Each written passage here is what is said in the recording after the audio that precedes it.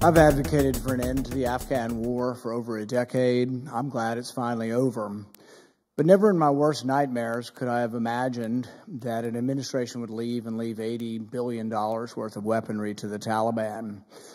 Dozens of planes and helicopters, thousands of armored carriers, hundreds of thousands of automatic weapons, and worst of all, 13 of our brave young men and women. Never in my worst nightmares did anyone or conceive of such a colossal incompetence. Abandoning Bagram Air Force Base will be remembered as one of the worst military decisions in our history. Holding no one accountable, having everyone circle the wagons and say, hey, we all agreed abandoning Bagram Air Force Base was a great idea. This is going to be remembered by the people. Holding no one accountable for letting the base go, it will be remembered. To add insult to injury, this week you've now released $64 million in aid to Afghanistan. Don't we have some prohibition against giving aid and comfort to the enemy? Now, the argument from the Biden administration is, oh, we're giving it to charities, and it's for the good of the people, for poor people, and for women. Well, the Taliban has a history of taking this. Throughout their governance, they would take the money. This was a big complaint we had when they were in power the last time. They now have $80 billion worth of weapons, 350,000 automatic weapons.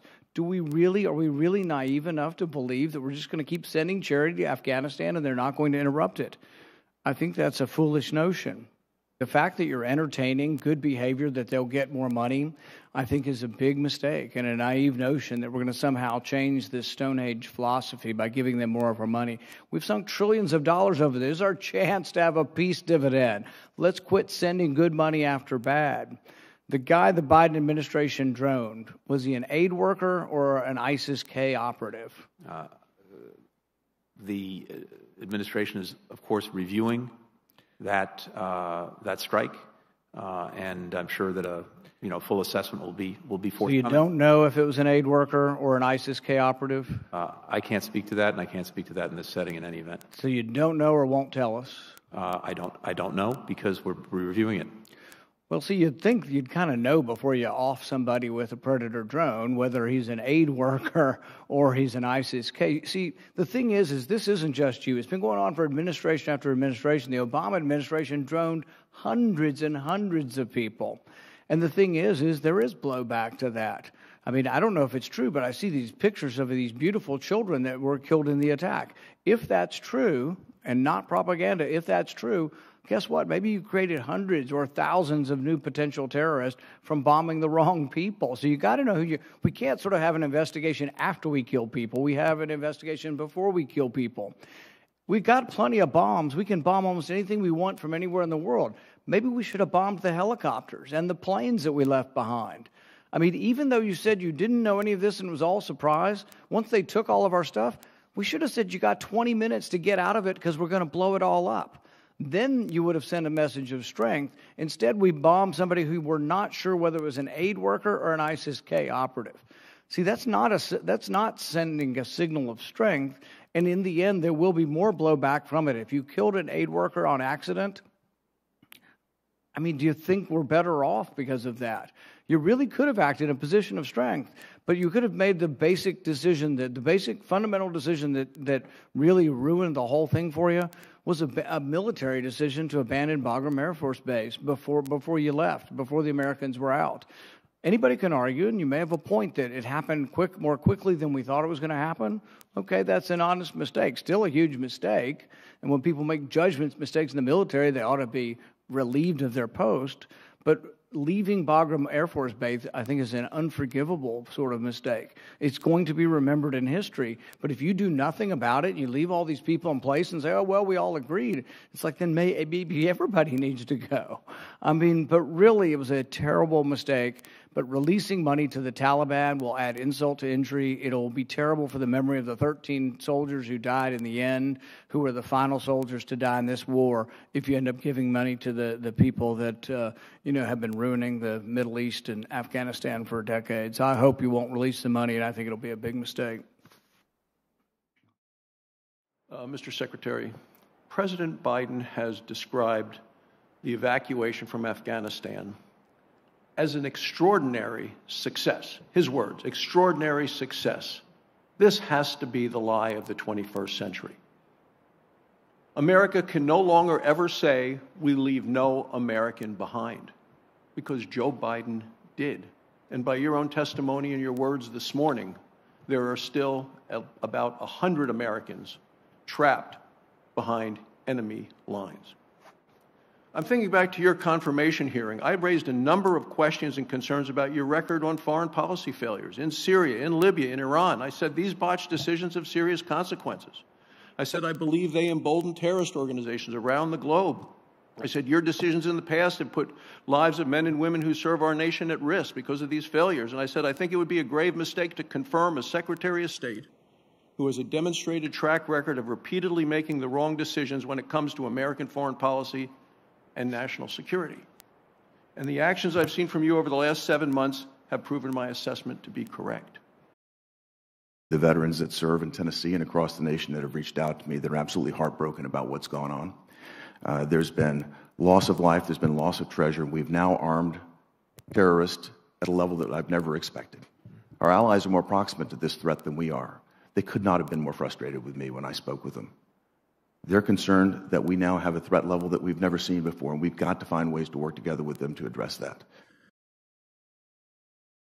President Biden and the Biden administration have presided over the worst foreign policy catastrophe in a generation. Americans across the nation are horrified. Our servicemen and women, our active duty military, are angry, they're disillusioned, and they're frustrated. Our enemies across the globe are emboldened, which makes the world more dangerous today for America, and our allies are dispirited. Ever since the disaster began unfolding in Afghanistan, we've seen the Biden administration making political excuses.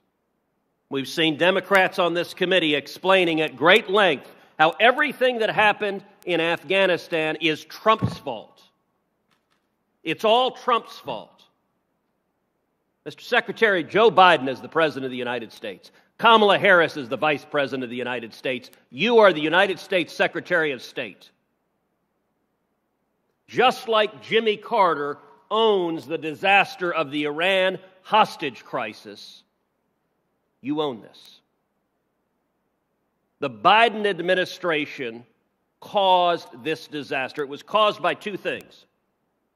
Number one, ideological naivete and extremism. Repeatedly, Mr. Secretary, in this hearing and also on multiple conference calls over the last month, you keep saying things like the steps the Taliban needs to take to be welcomed into the community of civilized nations. Mr. Secretary, they don't want to be welcomed into the community of civilized nations. They are terrorists who want to murder us. This administration doesn't understand that. Joe Biden doesn't understand that. But sadly, that ideological extremism was combined with manifest incompetence. There were 4 decisions this administration made that I think were utterly indefensible. Number one, abandoning the Bagram airfield, giving it to the Taliban.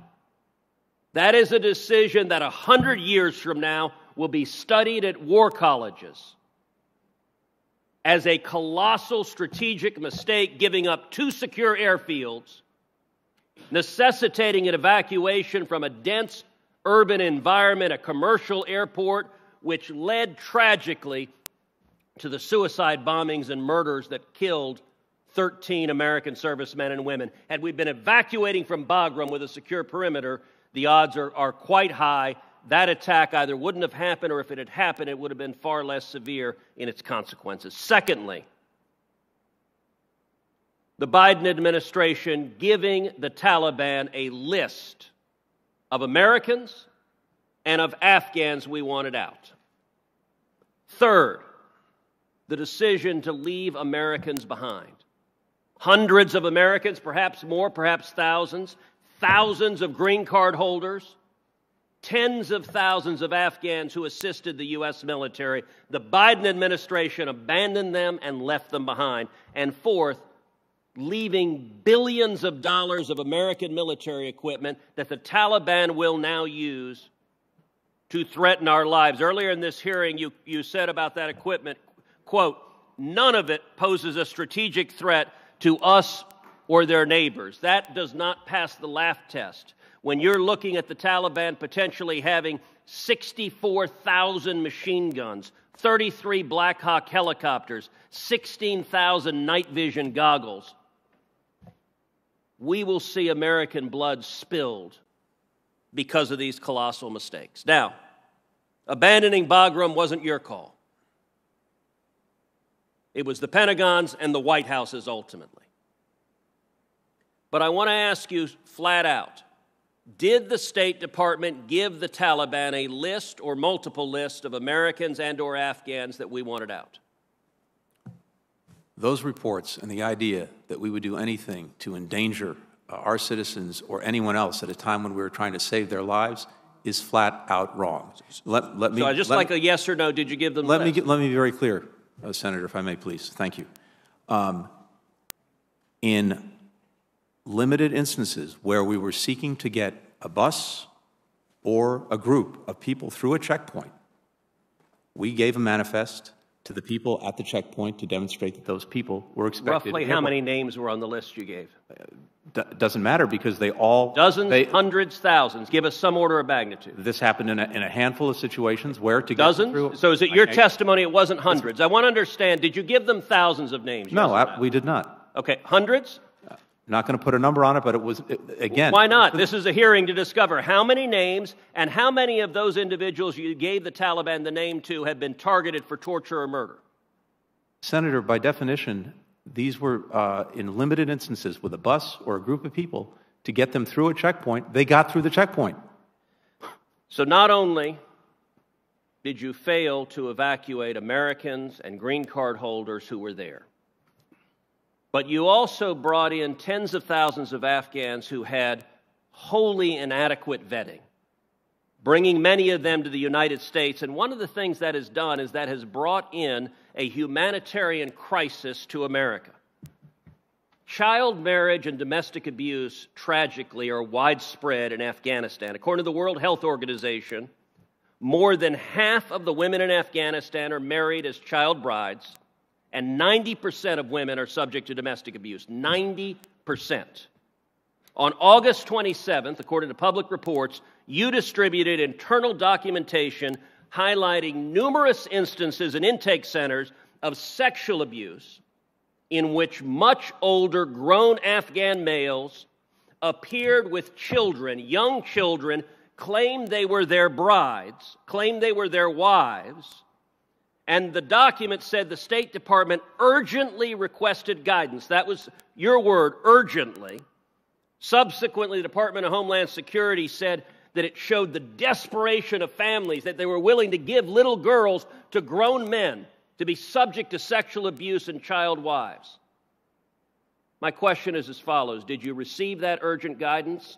How many children have been subject to sexual abuse? What have you done to rescue young children from illegal and abusive relationships after being brought to America by the State Department? Across the entire government, everyone involved in the evacuation effort, whether it's at a transit point in one of the countries that we negotiated with, whether it's here in the United States at Dulles or Philadelphia or the military bases. We have all of our officers at extreme vigilance to look for and to deal with any cases or concerns that arise. Did you receive the urgent guidance, and how many child brides have you seen? I don't know the specific guidance you're referring to. I'm happy to look at it. So is there not urgency to discover if children are being abused? Absolutely. Time of the senator has expired. We could detect and deal with any cases, and there have been, to my knowledge, a limited number of cases where we have separated people because we were concerned that they were... How many? The cases I'm aware of, a handful.